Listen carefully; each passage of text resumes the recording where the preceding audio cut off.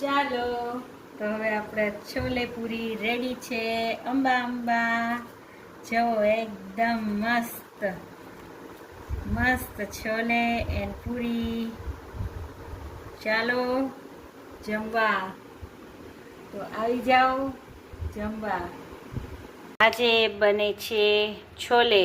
તો મેં થોડાક સફેદ વટાણા પણ ભેગા પલાળી દીધા હતા. તો છોલે અને વટાણા એટલે છોલે બનાવું છું. તો ગ્રેવી માટે લસણ, ડુંગળી, ટમેટાં, આદુ, મરચાં બધું એકસાથે જ ગ્રેવી કરી લઈશ. આ પલાળીને બાફી લીધા છે, મીઠું એડ કરી દીધું હતું. તો ચાલો હવે આપણે ગ્રેવી બનાવી લઈએ. હવે આપણું તેલ ગરમ થઈ ગયું છે અને એમાં આપણે આ બધા જીરું, લવિંગ, તમાલપત્ર અને આખું મરચું એડ કરી દઈશું.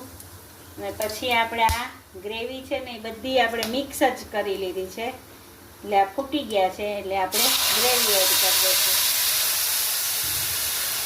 જો હવે આપણી થોડી ગ્રેવી ચડી ગઈ છે એટલે આપણે મીઠું તો છોલેમાં એડ કરી દીધું છે, એટલે આમાં મરચું, ધાણા જીરું ને હળદર થોડી ઓછી લેશું, એડ કરી દઈએ અને થોડી વાર ચડવા દઈશું.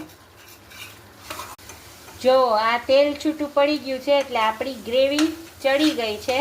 હવે એમાં આપણે એડ કરીશું આ જે છોલે બાફેલા છે એ આપણે એડ કરી દઈએ.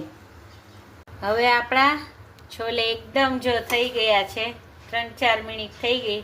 હવે આ મારી પાસે લોકલ ગરમ મસાલો છે, મારી પાસે એડ કરું છું. તમારે છોલેનો મસાલો એડ કરવો હોય તો એ કરવાનો, તમને જે ફાવે એ. તો આપણા એકદમ મસ્ત છોલે રેડી થઈ ગયા છે ને હવે પૂરી પણ વણાઈ ગઈ છે. તો પૂરીને આપણે તળી લઈએ. તો એકદમ મસ્ત ગરમા ગરમ આપણી છોલે એન્ડ પૂરી રેડી છે. હાલો એકદમ રેડી છે. ચાલો આપણી છોલે એન્ડ પૂરી